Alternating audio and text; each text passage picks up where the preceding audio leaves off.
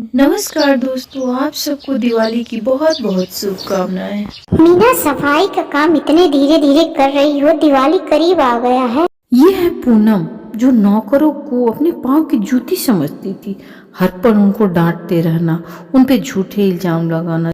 पूनम के यहाँ नंदू और मीना नौकर का काम करते थे, लेकिन पूनम तो नौकरों को इंसान समझती ही नहीं थी। आज नंदू को साहब के यहाँ जल्दी जाना था, पर लेट हो गया। नंदू आज बहुत लेट आए। चलो कोई बात नहीं, वो बंगले के पीछे जो बगीचा है उसकी साफ सफाई कर देना, दिवाली के दिन उसी में पार्टी करना है। ये थे पूनम के पति पंकज। ये नौकरों से बहुत अच्छा व्यवहार करते और उनको छठ, दिवाली, होली पे उपहार भी लाकर दिया करते थे। इधर मीना बोल रही थी, आप जानते हैं छोटू क्या कह रहा था? मुझे तो बहुत बुरा लगा उसकी बातें सुनकर। बोल रहा था, मम्मी सारे दोस्त मेरे दिवाली में नए नए कपड़े पहनते हैं और मेरे लिए वही फटा पुराना। तभी छोटू आ जाता है वहाँ। पापा, अब की बार मेरे लिए अच्छे कपड़े लाना और पटाखे भी चाहिए। मम्मी हर साल मुझे वही पुराना वाला कपड़ा धो के पहना देती है और कहती है अगली बार खरीदेंगे। ठीक है बेटा, मैं तुम्हारे लिए नए कपड़े भी लाऊंगा और पटाखे भी लाऊंगा। और बेटा ये बात समझो, कपड़े नए होते हैं, पहनने के बाद पुराने हो जाते हैं। बाद में तो पुराना ही पहनना पड़ता है। नए तो 2 दिन के लिए रहते हैं। ठीक है बेटा। मीना, मैं काम पे जा रहा हूँ, साहब से कहूंगा कि दिवाली के दिन नहीं, आज ही मुझे पैसे दे। नंदू वहाँ से जाता है और साहब को पीछे वाला बगीचा साफ करने के बाद साहब से बोलता है, साहब जी, मुझे कुछ पैसे की ज़रूरत है, कुछ कपड़े लेने हैं बच्चे के लिए। आप पैसा दिवाली के एक दिन पहले देते हैं, आज ही दे देते तो बहुत ही कृपा होती। घर में राशन भी नहीं है साहब जी। ठीक है नंदू, मैं तुम्हें पैसा दे देता हूँ। तुम्हें किसी चीज़ की दिक्कत होती है तो मुझसे बताते क्यों नहीं हो? और कपड़े, मिठाई तुम्हारे बेटे के लिए मैं दिवाली के दिन ला कर दूंगा। कपड़े लेने की जरूरत नहीं है, मैं तुम तीनों के लिए कपड़े लाऊंगा। मालकिन से मत बताना। इधर पंकज घर में आता है। उसके बाद, सुन रहे हैं, मैं बाजार जा रही हूँ, बबलू के लिए कुछ अच्छी सी ड्रेस लाऊंगी, उसके लिए कुछ खिलौने लाऊंगी।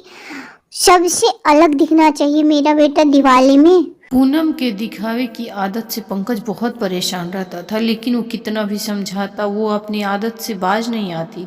बबलू बोल रहा था कि आपकी मम्मी भी आने वाली है दिवाली में, आप मुझसे नहीं बताए, क्या बात है? ठीक ही है, आप जाने आपकी मम्मी आएगी या नहीं। इधर मीना का बुरा हाल था, यह सोच सोच के कि साहूकार आया था पैसा मांगने। 3 महीने से राशन उधार लाए थे, कुछ दिया भी नहीं था। फिर वो सारी बातें नंदू को बताकर परेशान हो रही थी। इधर पंकज, देखो पूनम, मम्मी ने जानबूझकर थोड़ी पैर तोड़ लिया है अपना। देखो तुम परेशान मत हो, मैं गांव जा रहा हूँ और तुम और बबलू मिलकर यहाँ दिवाली अच्छे से मनाना। कोई परेशानी नहीं है, मैं कोशिश आ जाऊँ। उसके बाद पंकज गाड़ी लेकर गांव की तरफ चल देता है। आज आपने साहब से पैसा मांगा, दिए कि नहीं? कल ही दिवाली है। नहीं मीना, साहब को अचानक गांव जाना पड़ गया, उनकी माँ का पैर टूट गया है, इसलिए वो पैसा देने को तो बोले थे मगर दे नहीं पाए। फिर कल क्या होगा? कुछ भी नहीं है घर में। छोटू कपड़े और पटाखे के लिए भी जिद करेगा, क्या कहेंगे? उसके बाद नंदू मार्केट की तरफ निकल जाता है। सोचता है कोई भी काम मिल जाएगा तो 150 का कर लूँगा। और मीना को बोलता है मालकिन के यहाँ चली जाना, हो सकता है कुछ मिठाई या कपड़े तुम्हें दे दे वो। मीना, तुम आ गई, अच्छा की।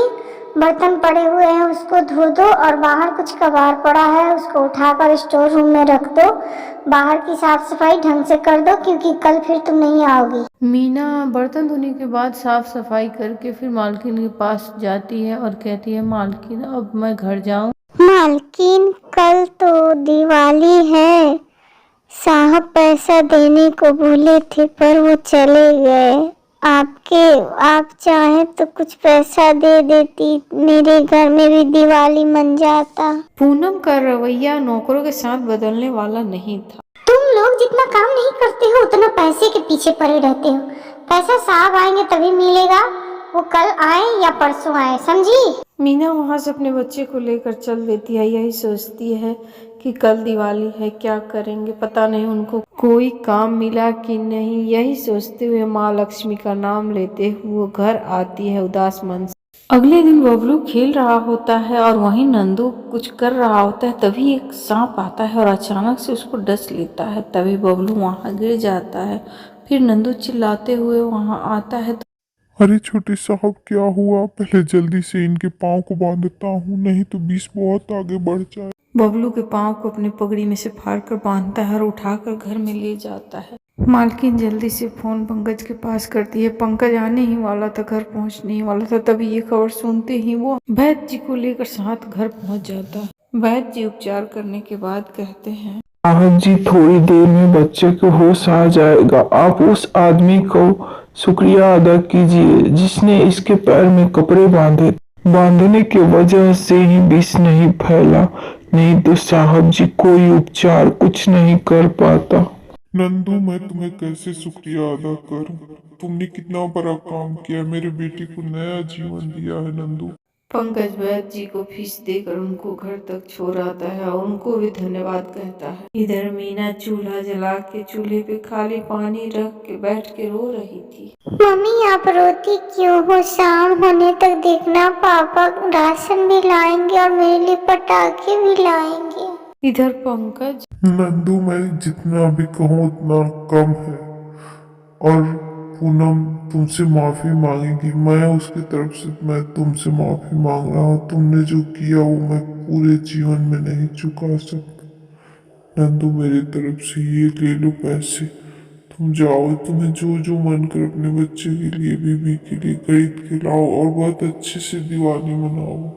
पूनम तो कुछ नहीं बोल रही थी, बस रोए जा रही थी और नंदू को देख रही थी और यही सोच रही थी कि मैं कितनी गलत हूँ, मैं नौकरों के साथ कैसा व्यवहार करती थी। यह सोचकर वो फिर नंदू से माफी मांगती है। नंदू मुझे माफ कर दो, मैं बहुत गलत थी नंदू। मेरी गलती की सजा मेरे को भगवान ने दिया, लेकिन तुम मेरे लिए एक फरिश्ता बन के आओ और मेरे बच्चे का जान बचाए। उसके बाद नंदू घर आ जाता है। घर आकर सारी कहानी अपनी बीबी को बताता है और हाथ में पैसा देखकर छोटू बहुत खुश हो जाता है। वो सोचता है अब मेरी भी दिवाली अच्छी मनेगी, पापा पटाखे भी लाएंगे, मेरे लिए नए कपड़े भी लाएंगे। उसके बाद नंदू बाजार जाता है और बहुत सारे पटाखे, दिए, मिठाई लेकर आता है और मिलकर तीनों बहुत अच्छे से दिवाली मनाते हैं। इस कहानी से हमें यही सीख मिलती है कि हमें किसी को छोटा नहीं समझना चाहिए। इंसान छोटा नहीं होता है, वक्त छोटा बड़ा बनाता है। धन्यवाद दोस्तों।